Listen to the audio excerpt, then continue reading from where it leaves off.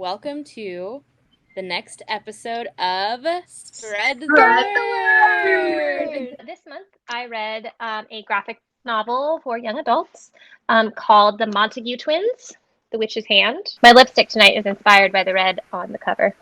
So it is a mystery with elements of the fantastic. Think like the Netflix version of Sabrina, but good. So no orgies in the Montague Twins.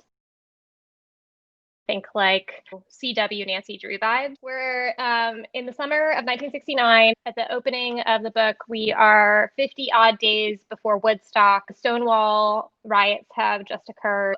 Pete and Al are the Montague twins, and they live with a man named David, who is a professor at a local college, and then his wife Shelley and their daughter Charlie. The twins came to David and Shelley. They were family friends, and their parents mysteriously vanished.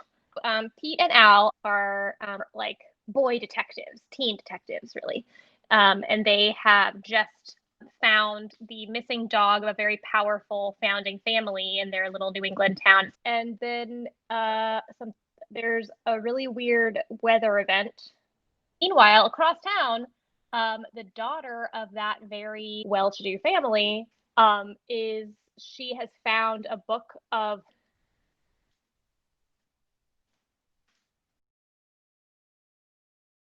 a journal of her mother's and found spells in it. And she's having a slumber party with her friends. She and her friends have done a spell. So she may have something to do with the forces at work in the town.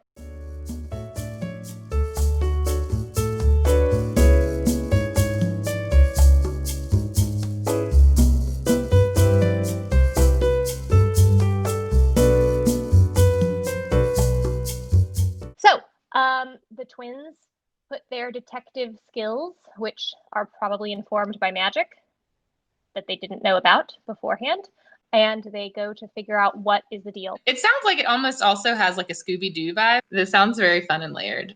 I read The Patient by Jasper DeWitt. Fun fact about this book. It was originally published on Reddit in a series of posts. Ooh, that's cool. Yeah. But it is told in these same threads that he released on Reddit. The main character's name is Parker, and he's writing about this thing that happened to him years later after the fact, and he is doing it in these installments to kind of talk about this super traumatic experience that he had working in a psychiatric hospital. He's a psychiatrist, and when he gets there, he realizes from talking to people that there is this one specific patient named Joe. He is stationed in this room down a long hall away from all of the rest of the patients, and he doesn't come out of his room like the rest of the patients do, and only select people are allowed to go into his room to give him his pills or his food. As a psychiatrist, he's like, oh, challenge accepted. Nobody's been able to fix this man, and I'm going to fix him. Trap. Yeah. I just feel like if this was a person talking about somebody they were wanting to date, we'd be like, no, sweetie, do not. You cannot fix them. Pete Davidson. Right?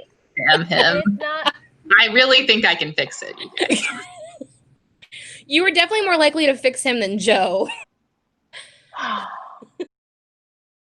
He starts talking to people about Joe, and every time he would start to talk to somebody, whether it was a nurse that he was working with or the head of the hospital, they would just kind of shut down and be like, we don't talk about Joe. Joe's just down the hall doing his Joe thing, and we don't talk about him. There have been multiple cases where people have gone to see him to give him pills, food, or to figure out what is wrong with him, and they've come back insane and eventually have committed suicide. This nurse, who seems super level-headed, the only one that has been able to handle him, one day goes into his room and throws herself out the window. Yeah, it's effed up. It's effed up. There's a lot that he packed into this little book. I read it in 3 hours in like a haze. It does a really good job of you being like, oh my God, is Joe crazy? Is it something supernatural? But do you find out? Oh, yes. Yes, you find out. I can't read it. I think it'll give me nightmares.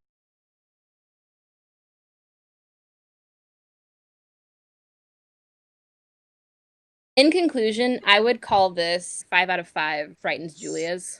Okay. So in a vast departure from horror, I'll be moving into literary fiction. This is like a beach read that's a little elevated. It's like for a reader who's looking for like a little bit more like substance when they're getting their romance, basically. In fact, I think this blurb from Jesmyn Ward on the front is very apt, which is Scorpionfish dazzles, fierce and tender in turn, savor it. It will leave you changed. And it's hard to describe what happens because it is a contemporary story. The main character, Mira, is Greek American, and she goes back to Greece every summer. She's a professor, so she gets her summers off. This particular summer, she's going back and she's needing to wrap up some stuff that her, with her parents' death, that was like the previous year, to like kind of clean up their effects, basically. And then she's moved into her parents' old apartment in Athens. And next door to her is the captain, which is like, it's a capital C. They meet like the first day. They end up having adjacent balconies and they go out there to have a beer, a cigarette or whatever, and end up talking, but they can't see each other. Did you want to say something, Danielle? Because Danielle's also read it. Oh my gosh, it was so good. Also, with them talking to each other on the balconies, there's like a screen between them where they can only really see each other's silhouettes. Oh, right. You're right. It's a screen. That's right. Yeah. So it's like so scintillating. Yes. Yes. But they kind of like, they'll have moments of crossover where they'll like light each other's cigarette. They can look at each other more closely if they want to, but they tend to not. There's never any like overt sex, but there is like one scene in the tavern. Oh my God. And like the cool summer night of that Greek tavern. You know what they did there. Oh my God. It's so good.